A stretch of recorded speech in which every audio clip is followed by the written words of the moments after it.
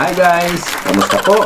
Sa lahat po ng mga viewers natin sa iba't ibang bansa, magandang umaga po sa inyo. At ako po si June. At eto na nga, unti-unti nang lumalabas ang katotohanan, unti-unti nang lumalabas ang mga ebidensya, at unti-unti nang nagkakabukingan.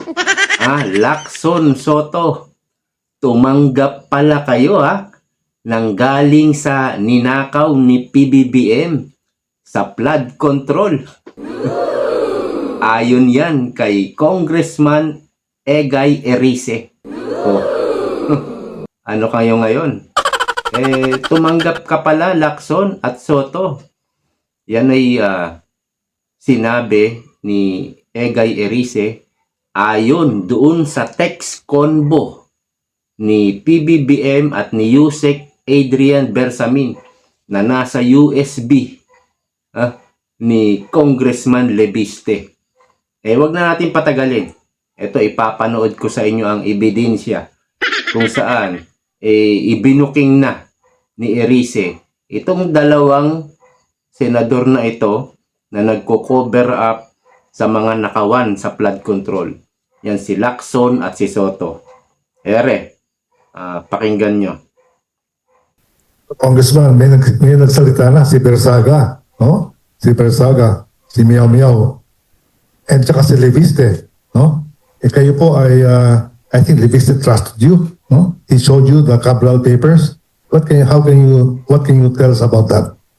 Well, alam niyo po, yung Cabral files na sinasabi, that's a public document.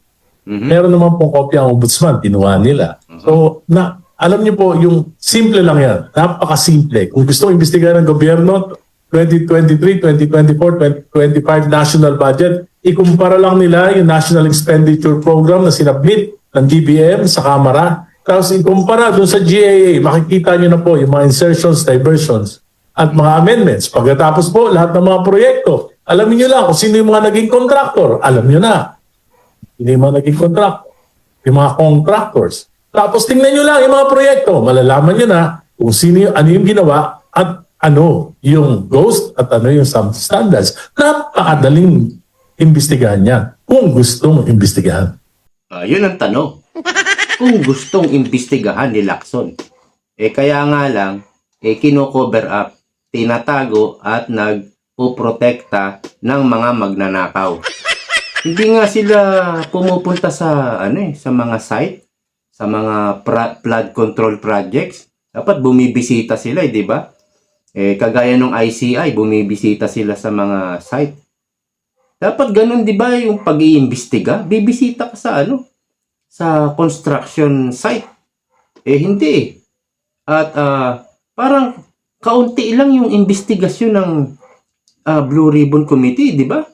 Dapat nga yan, parang araw-araw kasi nga, alam mo na, mayroon kasing may lagay. O di ba naalala nyo yung investigasyon dati sa Quadcom, sa Tricom, di ba sinabi ni Pulong? Sabi ni Pulong, alam nyo ba kung magkano ang bigayan per hearing? O di ba? Sila Abante, sila Joel Chua, sila Barbers, galit na galit sa sa mga Duterte. 'Di ba? Nagpunta rin si Digong sa Kamara sa investigasyon nila. Nagpunta rin si Digong sa Senado, nagpunta rin si BP Sara sa Kamara. At kapag galit na galit ka siguro sa mga Duterte, mas malaki ang bayad sa iyo. Sinabi ni Banat Bay. Sabi ni Banat Bay, 5 million per hearing. Dito sa bagong hearing, bagong investigasyon sa Blue Ribbon Committee, magkano naman, Lacson, ang per hearing mo? Di ba? Pumutok yan dati yung mga investigasyon ng mga buaya sa Kamara 5 million per hearing sabi nila Banat Bay.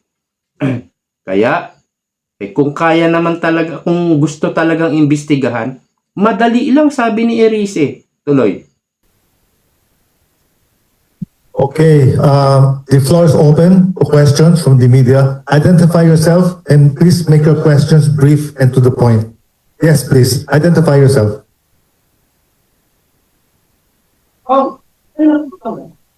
Kaya lang ba itong nangyayari, nagaganap? Kasi sabi mo kung dapat sa presidente dapat ang managot natin. And yet, wala nangyayari. Ano ko, sa eskwela lang ba talaga? Sarsuela. Para sa akin, ayaw nilang malaman ang katotohanan. Tama. Kasi kung gusto nilang malaman ang katotohanan, magiging masusi yung investigasyon. Tama. Ang talagang may ano dito. Lahat. Ito talaga. Sabi ko po, lagi ko sinasabi, gaya na sinabi ko kanina, 23, 24, 25 budget, sila Laula, hindi siya kumibo. Hmm. So it's either complicity or a question of competency. Alright. Ang tinutukoy po dito si PBBM.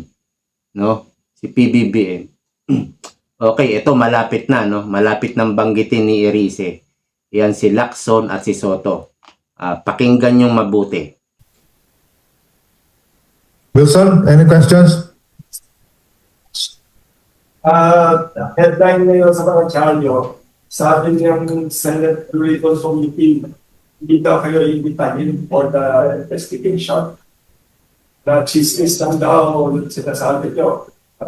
Well, hindi po chismis kasi yung 5 congressman, inimbita ni Congressman Lebiste. Yo. Pinakita sa amin yung files na naglalaman ng text messages between the President and Yusek Bersamin. Nandun po, alagay doon, 7 billion. Yun. Nag-report siya kay Presidente, natanggap na lahat ng 7 billion at March 24 po yun, 2025. At susunod niya yung kwenta kung saan-saan napunta yun. Yun. At may mga napunta doon sa mga kandidato na alyansa, 11. Yun. 12 po yung kandidato na alyansa, 11 yung nabigyan. Lahat po nabigyan. So including Senator Lacson. Yun. Di ba? Senator Lacson and Senate President Tito Soto nabigyan. Alam po na hindi naman nila alam kung saan galing yon. Kaya Alright. Sabi ni Erice, 11 na senators ang nabigyan. Okay, sino yung isa? 12 senator yan di ba? Ang alam natin, di ba, si Amy Marcos tumiwalag na sa alyansa at lumipat nga kay BP Sara. Pero meron pang isang tumiwalag din, si Camille Villar. Di ba? Parehas yan na itinaas ng kamay ni BP Sara at parehas silang nanalo.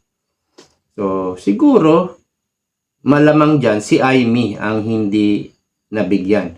Yung 11 daw ay nabigyan. Galing po sa 7 billion na koleksyon ni Adrian Bersamin at doon sa 7 billion, binawasan po yun na mga pambigay sa mga senators, kay Andrew E., 68 million, at kung ikaw, sabi ni Erice kasi, hindi raw masisisi si Lacson, si Soto, kasi hindi nila alam yung pera kung saan nanggaling. Pero ang tatanda na po niyan bilang politiko. Ilang dekada na sila. Diyan na nga tumanda si Soto I'm sure, kung ikaw naman ay isang mabuting kandidato, politiko, magtatanong ka Mr. President, saan po galing ito? Naalala ko si Robin Padilla nung kumakandidato siya noong 2022. May nagbibigay sa kanyang lalaki 1 milyon. Sabi ni Robin, hindi po kita kilala Tapos tinanong niya, saan po galing to? Hindi naman sinabi. Ang ginawa ni Robin, hindi niya tinanggap Hindi niya tinanggap. Etong mga politiko nito, baka kahit sa drug lord, tatanggapin Siyempre, di ba magtatanong ka? Mr. President, saan po galing ito? Alam nila yan. Tatanda na sa politiko yan. Sa politika. Alam nila yan kung saan galing yan. Alam nila sa ano yan, sa corruption yan, sa mga insertion yan ni PBB. Alam nila yan. Ako naniniwala, alam nila yan. Okay, tuloy natin. Walang problema doon. Natural lang naman na yung mga national candidates sinutulungan ng kanilang mga kapartido. Di ba? So, may napunta kay Andrew E. 68 million talent fee. Oh. At yan ay dumaan lahat kay Congressman Toby Chanco. Ang ginawa ko, pinunta ko si Kong Toby. Yun. Dahil kaibigan ko naman niya. Tinanong ko siya, totoo ba yan? Sabi niya, totoo. Yun. Nagsalita dito, no? Oh, sabi ni Toby Chanco, totoo. Tapos, ang sagot mo lang, Lacson, chismis lang daw. Chismis, ha? Tumanggap ka. Ilang milyon kaya natanggap mo, Lacson? Tapos sasabihin mo, chismis? Nag-imbestiga ka na ba? Hindi pa, di ba? Ano yan? Hinulaan mo lang? Ganyan ba yung pag-iimbestigahan mo? Huhulaan mo lang? Ay, chismis yan. Ang galing. Ha? Pag nadadawit na si PBBM, pati ikaw dawit na rin, tumanggap ka mula dun sa 7 billion na collection ng mga SOP, 20%, 25% sa flood control. Ha? Galing doon yung pera na yun at tinanggap mo, binigay ni PBBM. Ganyan siguro pag pag yung kandidato, di ba? Sa midterm election, at ikakampanya mo yung mga senador mo, ganyan siguro talaga, magbibigay ka. At meron naman din siguro mga nag-contribute. Baka may mga drug lord nagbigay. Mga oligarko, at may mga kapalit. Lacson, pag nanalo ka, gusto ko, pasa mo ganito, batas diba? Ganyan yung mga oligarko. May kapalit po yan pag nanalo ka. Siyempre, ako naniniwala, alam nila yan, ni Lacson at ni Soto, na galing sa masama yan, galing sa nakaw yan. Kaya, unti-unti na, Lacson, Soto, unti-unti na kayong nabubuko. Hindi kayo makakaligtas dito. Totoo. Sabi niya nga, tinawaran ko nga yan si Andrew eh. Nagpatawad ewan ko bakit 68 billion pa rin yung nakalagay na nagbibiro sa akin si Kong Toby. So, NID wala. NID. I mean, Hindi ko alam pero Wala kasi na parang out na siya noon sa out na. umalis na siya noon sa. So, ibig sabihin, ito pa lamang ay worth investigating na. Tama. Dahil may facts eh. Di ba may facts? These are facts. Pangatlo, yung pinakita sa akin ang mga text messages, merong ibang issue, not just the campaign, pero may mga national issues na pinapatrabaho si Presidente kay Yusek Bersamin. ayun, meron pang iba. Meron pang iba. May mga national issues na pinapatrabaho ni Bongbong Marcos doon sa kanyang aide. Parang assistant niya. Parang si Tatay Digong, ang aide niya, si Bongo, di ba? Yan laging kadikit niya. Ang aide pala ni Bongbong, si Adrian Bersamin. At mayroong mga pinapatrabaho. Ano yon? Alam na nila Erice yon. Dahil ang miniting ni Lebiste ay 5 congressman. Okay, tapusin na natin tong video. So, kung hindi totoo to, di patawag. Kung totoo to, hindi to, malalaman natin kung papatawag ng Senado si Yusek Bersamin, si E.S. Bersamin. Di ba? Patawag lang. Para magkaalaman. By the way, ni-reveal yan ni Congressman Tino February 9. Ano nung date na ngayon? February 16. Narinig nyo ba na nag-deny si Yusek Bersamin? Hindi. Narinig nyo ba na nag-deny si E.S. Bersamin? Hindi. Hindi sila nagde-deny. Tama. Si Leandro Libiste ba nag-deny na inausap niya kaming 5 congressman? In 4 occasions, nagharap-harap kami. 4 na beses Pinakita na niya meeting. together with 4 other congressmen. Ayun. So, it's worth investigating. But it seems that Senator Lacson is committed or had committed not to investigate the Bersamins. So, sin of omission. Congressman, kung gano'n, cover up talaga. Cover up. Ayun. Complete cover up.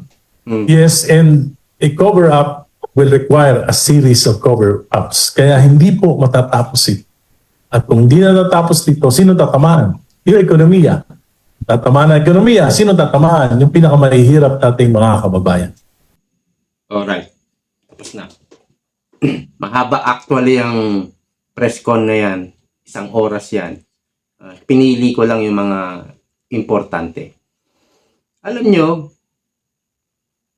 yung mga ginawa nila ng administrasyon na yung mga hindi naman lumalaban or parang pumupo na lang sa mga katiwalian ng administrasyon. Di ba nag-umpisa ito kay Tatay Digong? Si Tatay Digong ang nagbulgar nito. Di ba? Sa press con, yung blank check, may mga blanco doon sa BICAM report. Diyan nag-umpisa yan, di ba? Tapos nag-rally-rally na sila Kibuloy, yung KOJC. So anong ginawa nila? Pinapatahimik nila yung pumupuna. O sabihin na natin yung bumabanat. Di ba? Unang ginawa nila, pinasok nila KOJC. Di ba? Tapos, imbestigahan si Kibuloy ni Risa Hontiveros. O Risa, magkano per hearing, Risa Hontiveros? Sabi sa inyo eh. Meron yan. O, di ba? Hanggang sa nakulong na si Kibuloy. Pinasara yung SMNI.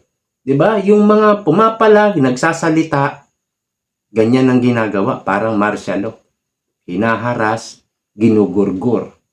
Tapos anong sumunod nun? Yung mga vlogger naman. No, di ba? Pero matutuwa ka rin, ha? Yung mga nawawala, no? Yung mga pinipigilan, yung mga pinapatahimik, pero biglang may susulpot. Susulpot si Barsaga. O, di ba? Pinatahimik si Barsaga. Si Libiste naman, biglang sumusulpot. Pinatahimik na uli si Libiste. Pero napakatalino ni Libiste. Ha? Senior niya. Nag-meeting siya ng 5 congressman. At naka-4 na meeting sila kasama si Erice. Sino ngayon nagbulgar? Si Tinio. Sino pa? Si Erice. Meron pa rin nagbubulgar, diba? Kahit anong gawin nilang panggigipit, pangpigil, no? Meron pa rin sumusulpot na nagbubulgar. Kaya ito, unti-unti ito. Unti-unting mabubulgar ito. Sabi nga ni Libiste, sa tamang panahon, no? Pero sa tingin ko, unti-unti. Ayan, no? May next episode na naman na iniwan si Erice. Ha?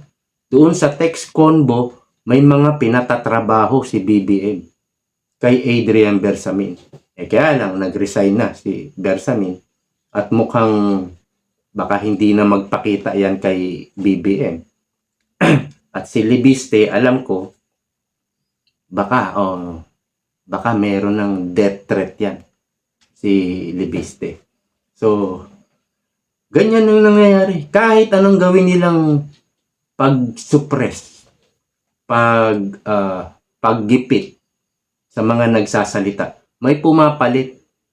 Kaya hanggang ngayon, masakit pa rin ang ulo nila. Hindi mawawala yung yung hindi kayo magkakaroon ng peace of mind. Hindi. Palagi kayong mamumroblema. Gabi-gabi, hindi kayo halos makatulog. Dahil kayo ay mga kampon ni Satanas. Hanggang dito na lang po. Maraming salamat po sa patuloy na pagsuporta ninyo. See you po next time. Bye-bye.